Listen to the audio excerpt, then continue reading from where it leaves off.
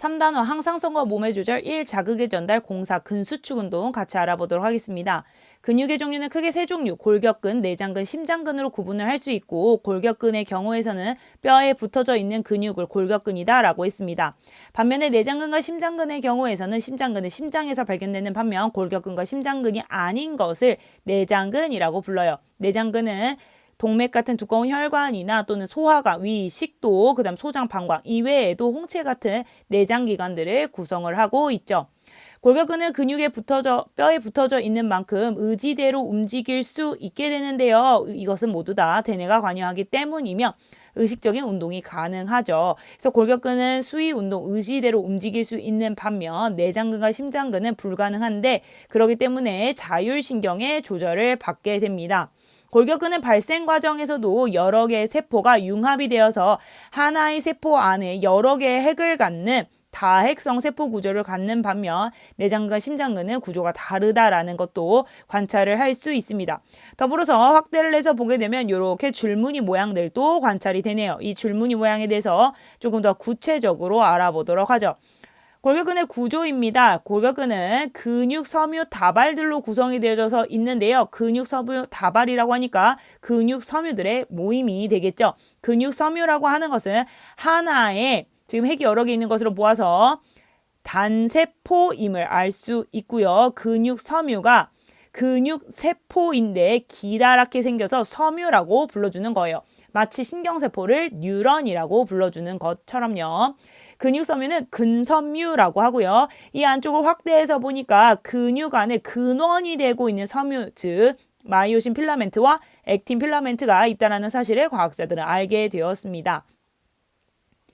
그래서 액틴 필라멘트는 액티브, 움직인다라고 해서 근육이 수축할 때 움직이는 아이를 액틴이라고 붙이기로 했고요. 반면에 고정이 되어져 있어서 근육을 이루고 있는 단백질을 마이오신이라고 붙이기로 했습니다. 액틴은 액티브에서 유래가 됐고요. 마이오신은 마이오가 근육이고 신이 효소나 단백질의 어미예요. 그래서 뭐뭐 했습니다와 같이 종결 어미로 사용이 돼서 마이오신이라고 붙여져 있게 됩니다.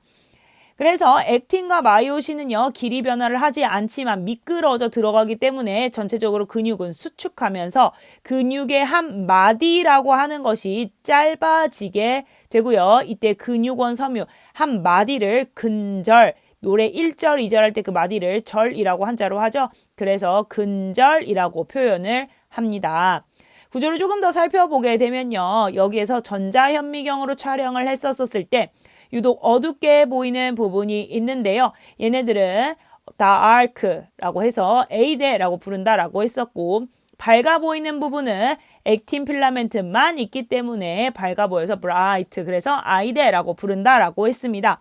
A대 사이에 유독 마이오신만 있어서 밝게 보이는 부위를 중간에 형광펜을 칠한 것처럼 밝다. 하이라이트 또는 헬렌이라고 해서 H대라고 하고요. 마이오신은 이렇게 콩나물 머리들이 붙어져 있어야 되기 때문에 가운데 M선, 미들선에 의해서 부착이 되어져 있어야 됩니다.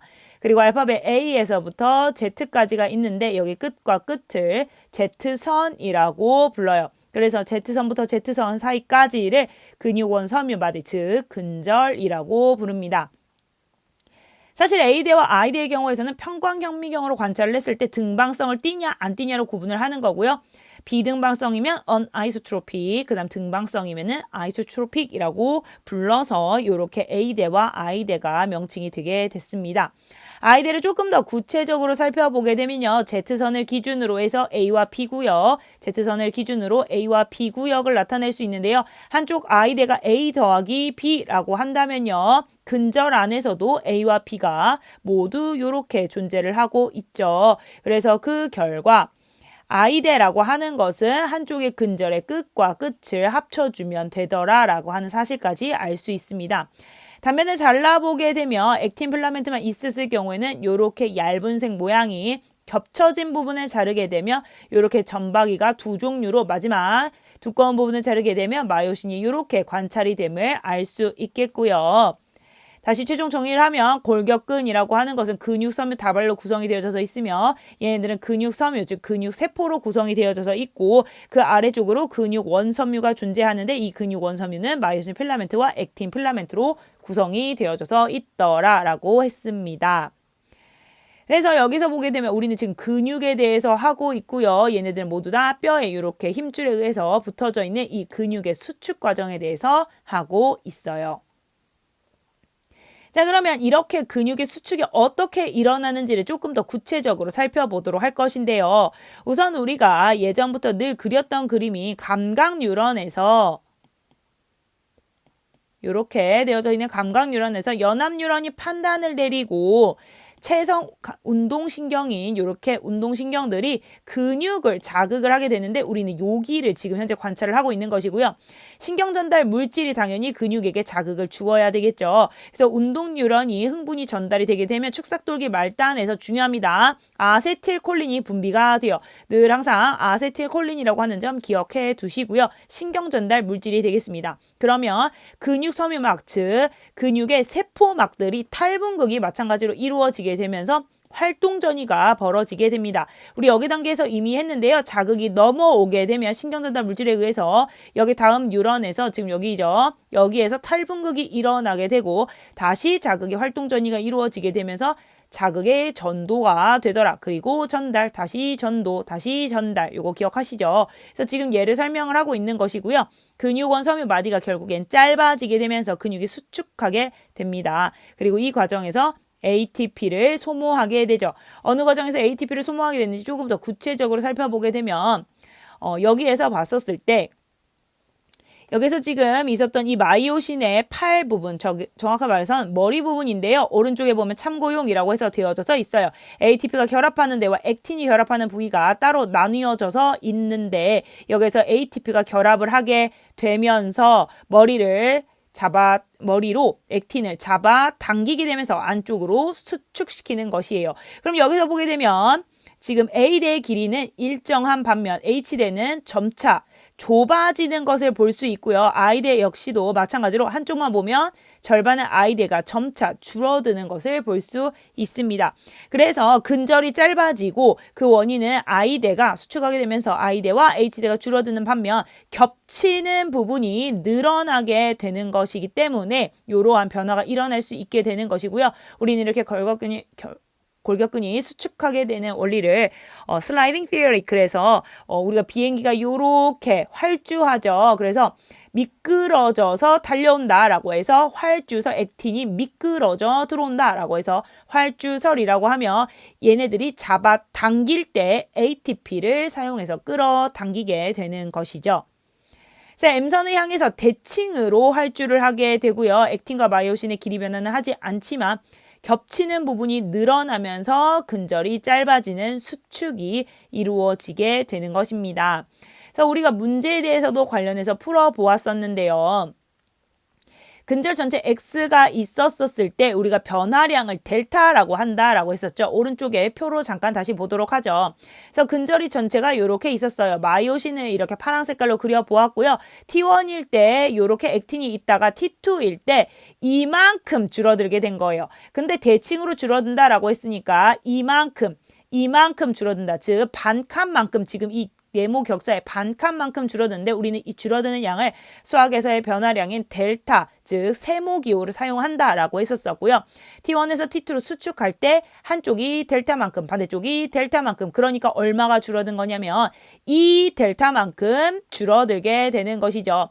기억을 보니까요. 한 칸 요만큼 반 정도가 되었죠. 기억은요. 액틴만 있는 구간을 말을 하고요. 여기 필기가 빠졌으니까 한번 적어볼게요. 액틴만 있는 구간을 말을 하고 니은의 경우에서는 액틴과 마이오신이 같이 있는 공간, 디귿은 마이오신만 있는 구간이 되는데요. 액틴만 있는 구간에서 한 칸 반 정도를 해당을 했는데 한 칸만 이제 되게 되었죠. 그럼 반 칸 어디 간 거예요? 안쪽으로 들어간 거예요. 그래서 델타만큼 준 거고요. 겹쳐진 니은이 델타만큼 늘어났는데 마이너스 1 곱하기 마이너스 1은 1이죠. 그래서 그것처럼 앞쪽의 기존이 델타만큼 줄어든 거고 델타만큼 늘어난 거예요. 그래서 앞에 마이너스 부호를 붙여주시면 됩니다. 마지막으로 마이오신의 경우에서는 마이오신만 있는 즉 H대의 경우에서는 여기에서 한쪽에서도 줄어들고 이쪽에서도 줄어드니까 델타만큼 전체 2델타만큼 마치 벽들이 동시에 안쪽으로 밀려서 들어와서 여러분들이 그 압사당하는 그런 상황을 선생님 수업 시간에 설명한 적이 있었습니다. 그래서 여러분들이 여기 서 있었는데 방이 점차 여러분들 생명과학 문제를 못 푸는 순간 점차 좁아지는 거예요. 양쪽에서 대칭으로 줄어드니까 2델타만큼이 되겠죠. 그래서 근절 x가 2델타만큼 줄어들 때 기억은 델타만큼 줄어들었고 니은은 마이너스 델타만큼 늘어났으며 디귿은 2델타만큼 줄어들게 되었네요. 결국 변화는 근절 x는 2델타만큼 기억은 델타만큼 겹쳐진 니은은 마이너스 델타만큼 디귿은 2델타만큼 변화를 했습니다. 기억과 니은을 합치면 액틴이 되는데요. 기억과 니은을 합치면 합이 0이 되죠. 변화가 없다. 변화량이 없다. 다시 말해서 길이 변화가 없이 일정한 액틴의 말을 하게 되고요. 마이오신의 경우에서도 이 니은 더하기 디귿을 하게 되면 대칭이니까 이쪽이 니은이 되니까 이 니은 더하기 디귿을 해서 변화량이 없게 되어 마이너스 2델타 디귿은 플러스 2델타 그래서 일정하게 되는 것이 바로 마이오신이 되겠습니다. 니은과 디귿을 합치면 델타, 기억과 디귿을 합치면 3델타, 기억, 니은, 디귿을 합치면 2델타가 되는데요. 결국에 합이라고 하는 것은 1, 2, 3배 안에서 모두 다 해결이 된다라고 했어요. 문제를 풀었을 때 델타 값을 구할 수 있겠죠. 그래서 델타 값을 구하게 됐을 때 델타 값이 음수가 나왔다면 그것은 수축을 하고 있는 상황이고요. 델타 값이 양수가 나왔다면 이완을 하고 있는 상황임을 알 수가 있어요. 문제로 한번 살펴보도록 할게요. T1에서 T2로 변화를 했는데 3.0에서 2.2가 되었대요. X는 근절이니까 2델타만큼 변화를 했을 거고요. 기억은 액틴만 있는 구간이니까 델타만큼, 니은은 마이너스 델타만큼, 디귿은 2델타만큼 변화를 했을 겁니다. 자, 이때에 여기에서 마이너스 0.8만큼 변화를 했다고 했으니까 2델타가 마이너스 0.8만큼 변화를 했어요. 델타 값은 얼마죠? 마이너스 0.4임을 알 수 있습니다. 그래서 기억부터는 마이너스 0.4 얘는 마이너스에 마이너스 0.4니까 플러스 0.4만큼이 늘어나게 된 것이고요.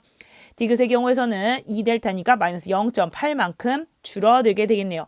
결론 근절 x가 2델타만큼 변화할 때 기억은 델타만큼 니은은 마이너스 델타만큼 디귿 h대는 2델타만큼 변화를 했고요. 기억과 니은은 액틴의 길이기 때문에 일정하게 유지가 되고 니은과 디귿, 기억과 디귿, 기억, 니은, 디귿을 더한 값은 1, 2, 3배 안에서 모두 다 움직이게 되더라라고 하는 점 문제로 한번 확인해 보았습니다.